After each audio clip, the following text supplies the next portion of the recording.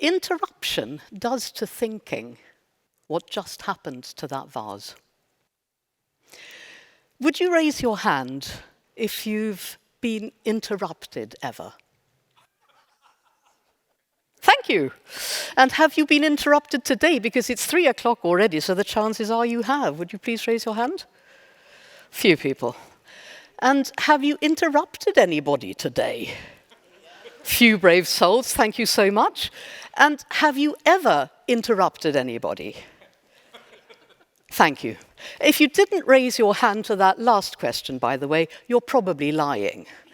Because we all do it. It's part of our culture. It's how we interact with one another. But when it comes to thinking, it's really destructive.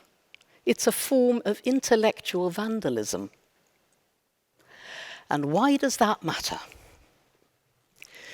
Because the quality of everything we do depends on the quality of the thinking that we do first.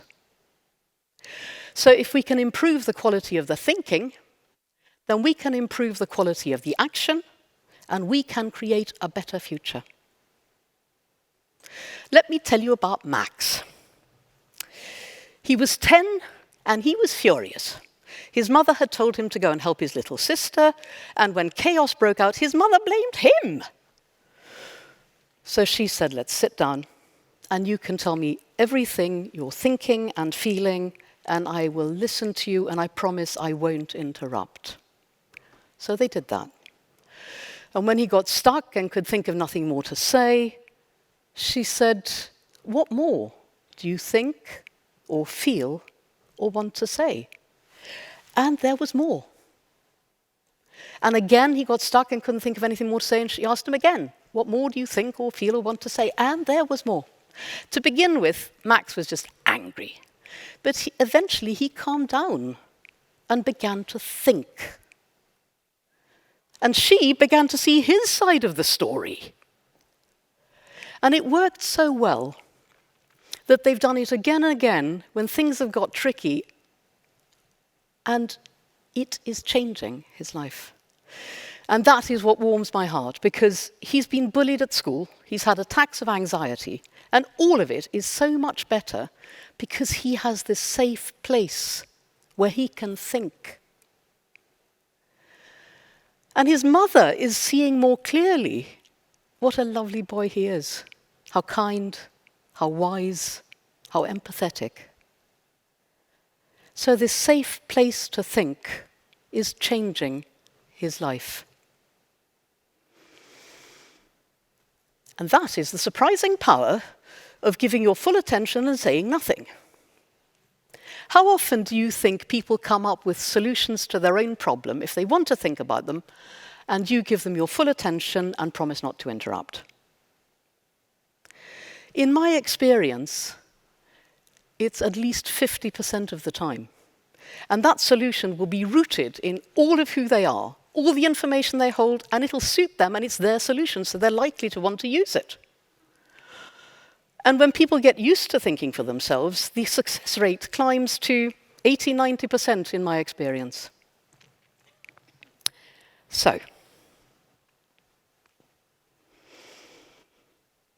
if the quality of everything we do depends on the quality of the thinking we do first, how do we create the conditions for people to think for themselves? How do we create the conditions for people to think well and independently? Author and educator Nancy Kline has spent 40 years studying that. And it turns out that how well we think depends on how we're being treated by the people with us when we're thinking. So if we want to create a better future, we'd better start treating each other in ways that enable high-quality thinking. Next question, how do you do that? 10 behaviors together form the conditions for people to think well. It's called a thinking environment, and it is transformational. Even getting 2 or 3 of those behaviors will make a significant difference. I've been living and teaching a thinking environment for the past 15 years, And if it didn't make a difference, I would have stopped 14 years ago, but I'm still at it. So the first and most important of these behaviors is to give your full attention and stay interested in where people are going next in their thinking and promise not to interrupt. That promise unlocks deeper thinking. Your interest will show in your face and in particular in your eyes, inviting the thinker to keep going if they want to.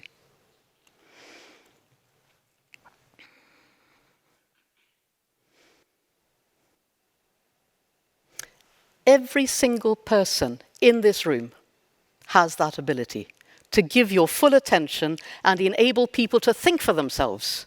And they will love you for doing that. You may have noticed I talk more about attention than about listening. There's a reason. When you listen, you can be thinking about, what am I going to say when it's my turn? Or what question am I going to ask them? And that means that your full attention is not with them. We can give complete attention and focus to one thing at a time. Do you know how to reduce the IQ of a Harvard graduate to the level of an 8-year-old? Research is clear. Just give them 2 things to do at once. Bam! And that's the reason for no PowerPoints, because they would take some of your attention and that will disturb your ability to think about the content. Your attention has the ability to enable people to generate new thinking. All over the world, in businesses, in boardrooms, in NGOs, in associations, in parenting between couples, giving full focus and attention has a significant impact on the outcome. So that was the first behavior. Give your full attention, promise not to interrupt. Second behavior, regard each other as thinking equals, even if there are differences in power or age. And in practice, because a thinking environment is something you do, make sure everybody gets equal time and equal high-quality attention when they're thinking. In a group, first decide on the question you want people's best thinking about. The question focuses the thinking. And then one person volunteers to start, and when they're done thinking, they hand over to the next person by saying something like, I'm done, what do you think? And it carries on round. Everybody gets a chance to think and speak with a promise of no interruption and real wonderful attention. And that is called a round. If you have people in your group who tend to talk a lot, or you're short of time, you may want to decide to begin with 1, 2, 3 minutes per person. And people know it will be my turn. I know when it will be my turn. I know I can pass if I want to and have my turn again at the end. And I know I will have this fabulous quality of attention and interest and no interruption. This unleashes thinking. And also, people who tend to say nothing in meetings because they can't bear to fight for a space start contributing.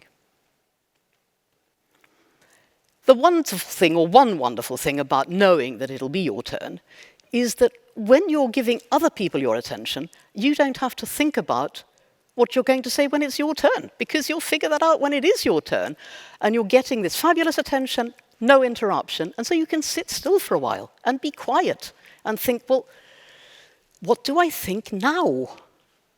Now that I've heard these other people, what is my freshest thinking?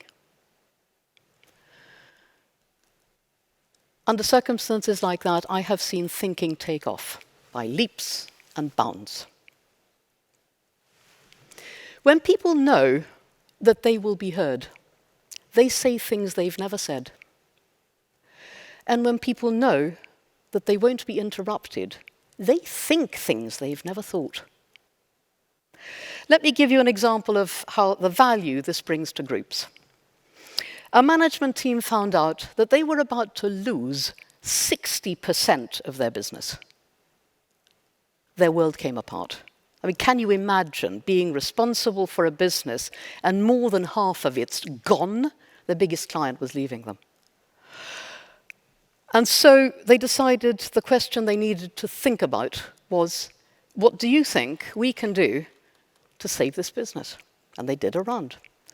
And one person said, we need to check if somebody wants to take early retirement, if people want to work part-time. Another person said, we have to focus on sales. We need more clients now, and management team needs to help. A third person said, we have to engage staff. We need their ideas. They need to be on board with this. They need to help. And finally, somebody who didn't usually say anything in management team meetings until they started to create a thinking environment, she said, could we speed up product development? Do you know how long it took them to come up with a plan to save that company and to agree on it? 37 minutes. And because I've been working to improve performance of teams and leaders for 30 years as an independent consultant, I can tell you, without a thinking environment, they would have been there for hours.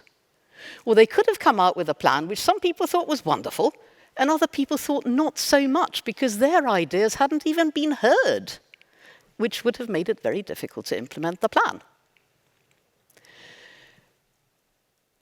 Do you know what saved that company? Product development. And if it hadn't been for a thinking environment, it wouldn't even have been mentioned. When you go to a meeting that's not run in a thinking environment, you tend to arrive with one idea and you leave with the same idea. And nothing's actually changed because nobody's been listening. And I really don't understand.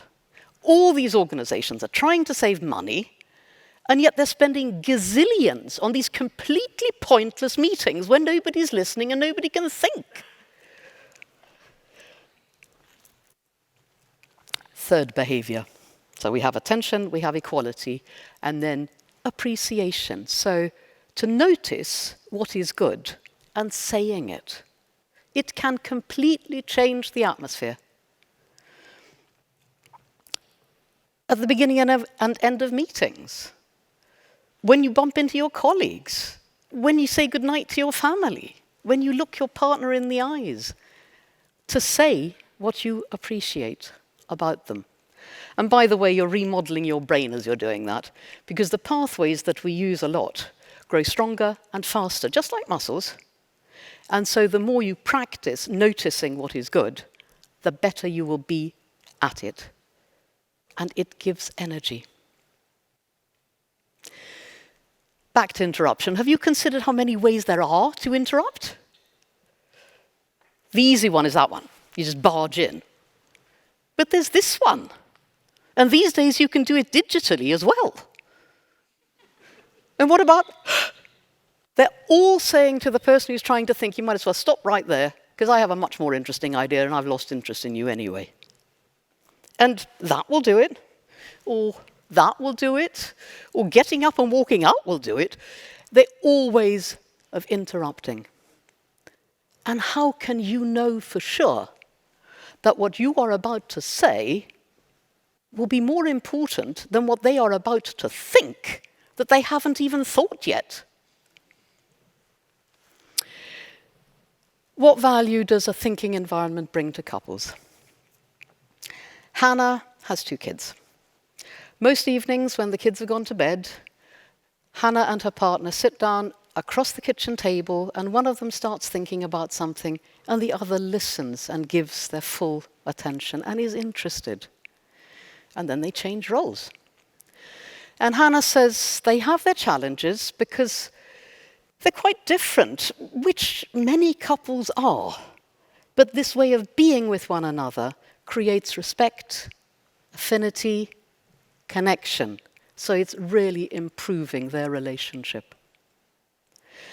In conflict, one way of dealing with it in a partnership is one person first says everything they're thinking and feeling, and the other person sits quietly and is able to listen because they know it will be my turn then. And I will be listened to then. And I'm wondering, what if one of the things that people promised each other when they got married was, I will listen to you for at least 5 minutes every day with my full attention, and I promise not to interrupt. It's, part of the marriage vows. Personally, I think divorce rates would drop.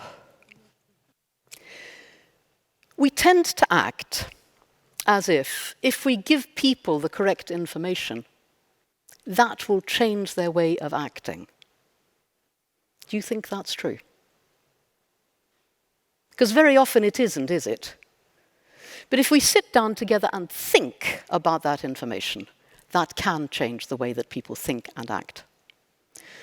What if we were to bring together people with different perspectives around the big issues of our time, form an appropriate question, and really listen with complete attention to what each person is thinking about that question?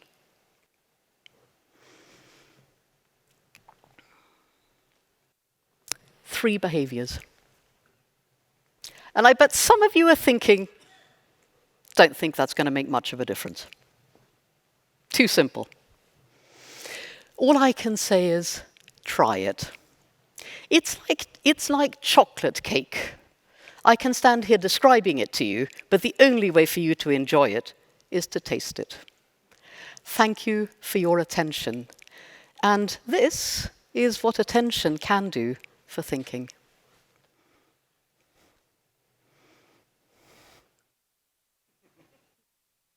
Thank you.